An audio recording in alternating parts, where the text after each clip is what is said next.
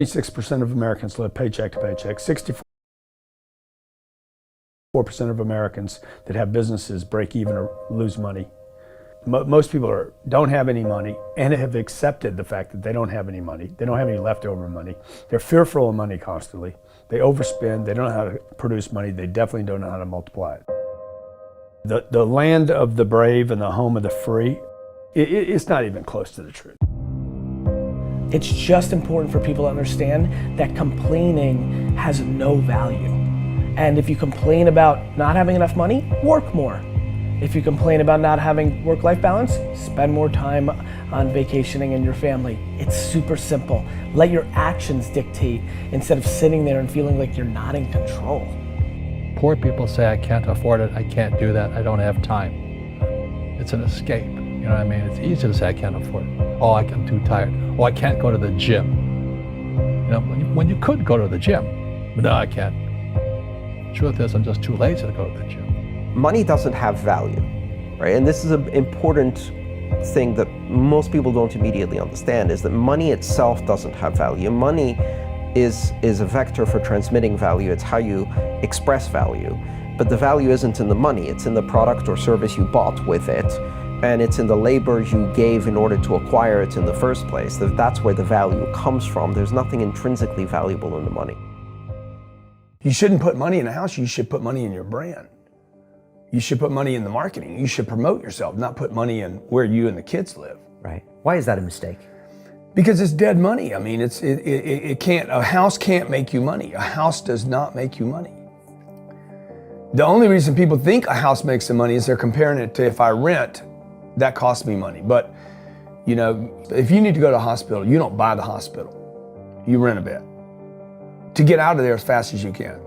If you go on a trip, you go to America and you want to go to Disneyland, you don't buy the hotel, you rent a room. And nobody thinks poorly of that. They're like, yeah, I'm gonna go there, use the place and get out. That's what you should be doing with your living. Find a place where you can rent, pay rent monthly. Don't own the house. And take all the money that you would have put in that house purchase, down payment, extra money, fixing it up, use all that money to improve your business and yourself so that you can get more money. Right? So I see so many people here like, I'm gonna invest 300,000 pounds in a house to hopefully make $30,000, 30,000 pounds. Right. I'm gonna buy it for 300, maybe I'll sell it for 600,000. I'll double my money. Fixed in one place, by the way, where no money comes to you. Money does not go to homes. Right, and that's a big thing on your career is moving locations. Yeah, I've moved 5 or 6 times. I can move another 4 or 5 times. Because people who stay in the same place get too comfortable. If you study wealthy people, they're mercurial. They're moving, they're mobile. They're not talking, Warren Buffett and Bill Gates do not talk about the home they live in. They talk about the places they're going to. They go meet money, they go meet wealth, they go meet connections. People are stunningly accepting of anything if they actually believe that's the purest form of it. I think I'd be less acceptable if I hedged. I really do. People will accept you. People accept everything. Just be you. Be you, and clearly people like react. When you're trying to fake something and you've got bad intent, well then that's visceral and we hate. But I actually think we don't give love to the person that actually knows they have it and they're trying to fake it to conform. Hence why I won't adjust to this market all the way, because I don't think I'll be respected. I know what my intent is, so why would I be scared? I want to build the biggest building in town. That's who I am. And you know how I want to do that? By building the biggest building in town. And a lot of people want to build the biggest building in town, and you know how they want to do it? By tearing everybody else's building down. Poverty is passed on. It's taught in your families. And middle class is taught in families.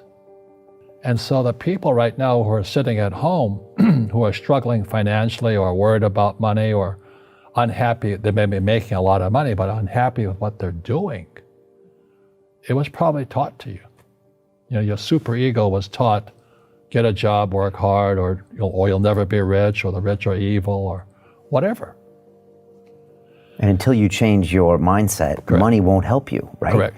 And we see that with people that win the lottery, people that make more money, they still have the same problems. Right. Because they have that poor man's soul. Right. If you're poor, you'll always be poor. That's really hard for people to Yeah, understand. the money will disappear that fast. Just like most pro athletes, they make millions of dollars, and 65% are bankrupt 5 years later. It's because they come from poor families. Now you tell them that, they get very angry at you. It's not, it's the rich fault. It's you guys ripped me off and government ripped me off. But unfortunately, what Mr. Lipton was saying, it's passed down genetically. That's the frightening thing. And it's interesting when you commit to something, little gifts just start automatically showing up. It's a phenomenal thing. It's happened my whole career. When I fully commit, somebody will bring me something. Okay. And then keep your eyes open. And by the way, the package may come wrapped in a package you weren't thinking about. Hard work.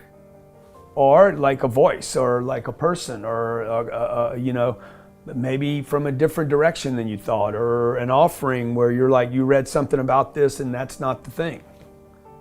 Like all throughout my career, it's come in weird kind of ways. If you ask for help and somebody shows up at the door, maybe invite them in. Okay. Regardless of what the packaging is or what you've heard about it or whatever. That's really been beneficial to me. Okay. How old are you? 44. I'm 40. Do you know how young we feel? When you were 26, did you ever think that this is what 44 felt like? No. You thought that was finished? Yeah. How old are you? 20. Like, you think a 40-year-old, like when I was 25 years old, I thought a 40-year-old was finished. I don't even feel like I'm starting. Right? Yeah, but when I was 26, I was in a rush.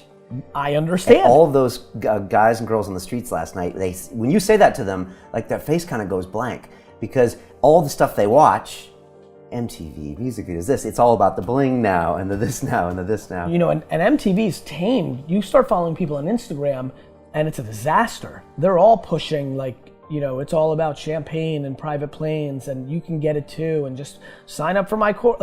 And everybody's falling for it. So I'm coming out and first of all, I want to be historically correct. Nobody in 100 years is going to watch that video and say that I was full of crap. I like that. Right? Number two, I want my legend to grow. I'm always fascinated by politicians and world figures.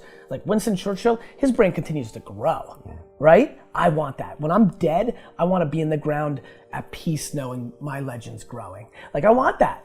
I want that in the business world. And so I'm giving real advice, and real advice looks like this. When you're 19 and you can spend 7 full years learning your craft, meeting people that are mentors, being patient, and you wake up and you're 26 years old, you have your entire life in front of you and you've done great foundational work to go on and then be successful. I have bad luck too. I've had financial crashes. I've had people stab me in the back, but they're all good because I grow from it. That's spirituality. Right. People who are afraid of making mistakes, like they teach in school, they don't ever grow. Because spirituality is there's good and there's bad, there's right and there's wrong, there's up and there's down. Most people only want to be right, they only want to be positive. Well, you can't have that, that's not reality. And the average person, the reason they're poor is they haven't failed. They play it so safe, they haven't made any mistakes like they taught in school, that means they don't learn anything. That's why the school system's actually fundamentally corrupt. It's anti-education. Don't make mistakes and don't ask for help. And if I didn't ask for help, I have my accountants, my attorneys, my bankers and all that. I go into business like a rugby team. Boom, boom, and we kick butt. But the average guy is standing there, I'm an A student, I'm going to do this all on myself, and a bunch of rugby players run you over, and you go, well, they're not playing fair. You know what, you're playing stupid. You should have a team. You should have accountants, attorneys, and bankers and all that stuff. But that's not the game I want to play. I said, then don't play the game. The game of business is played with accountants, attorneys, bankers, hate to say it, politicians. You got to know the game. I don't want to hustle. I want to prosper. I don't want to grind. I want to create a machine that monetizes. I'm not shameful of money. I want money. I want a lot of money. I want to give money away. I want to raise a lot of money. You can't do that if you're broke.